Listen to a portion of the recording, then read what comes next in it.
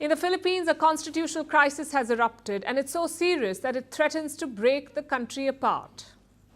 A former president is up in arms. He is taking on his own political ally. We're talking about Rodrigo Duterte. He's on the war path against the current president. Listen to this. When I was the mayor, the Drug Enforcement Office showed me a list.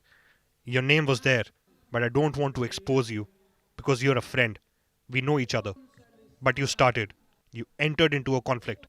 Mr. President, you might follow the fate of your father. And what I was afraid of, it will divide the nation.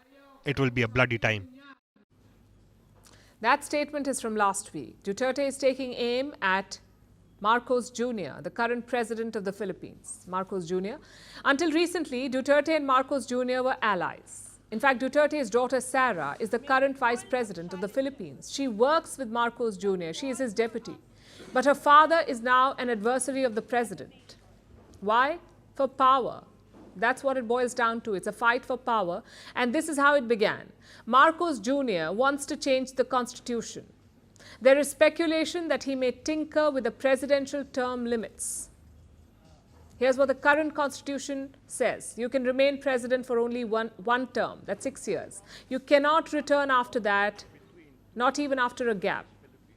You can be president only once. Apparently, Marcos Jr. wants to change that. Or so Duterte says. And if that happens, it will be a controversial step, especially given the history of this country.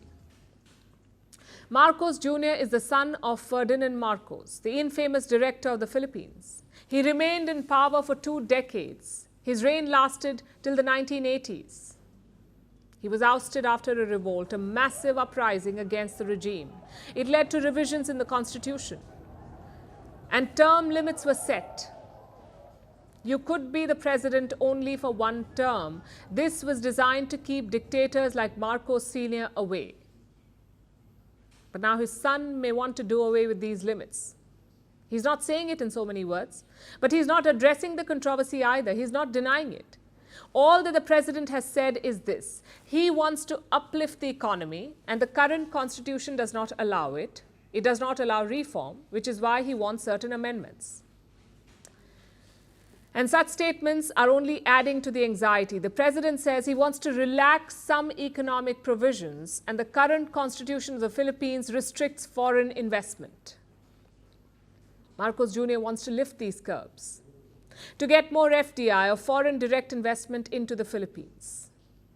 In fact, I have a quote from him. This is what he says. The 1987 Constitution was not written for a globalized world, and that's where we are now. We have to adjust so we can increase economic activity in the Philippines. That's all he's saying for now. But in the past, he has backed the idea of wider reforms. And that's what Duterte says he's worried about. So he's openly fighting the president, calling him a drug addict and hurling abuses at him.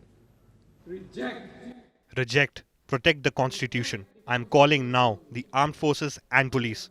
Don't forget our civilians. Don't think of one family only. Son of Last week, he proposed something radical. Duterte wants to break up his country. His hometown is an island called Mindanao. It is in southern Philippines. Duterte said a signature campaign is underway in Mindanao. Voters are being asked if the island should be split from the Philippines. Now, these are radical and disturbing developments.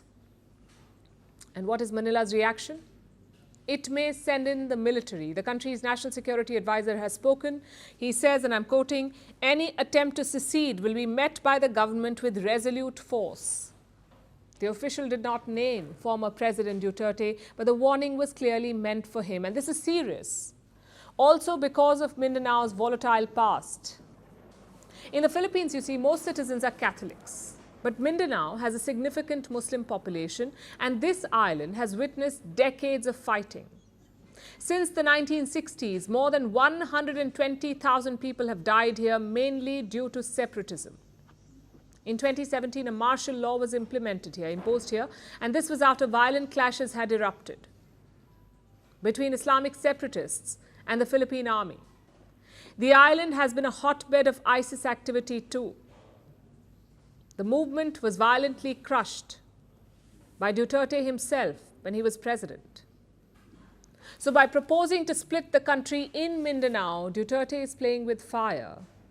These are the makings of turbulent times for the Philippines. From impeachments to inaugurations, if it's a political story, we are on the scene.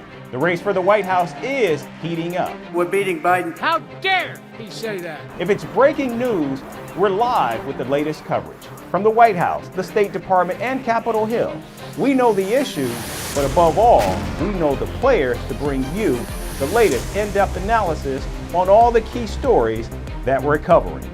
I'm Eric Ham. Join me from Washington here on First Post America.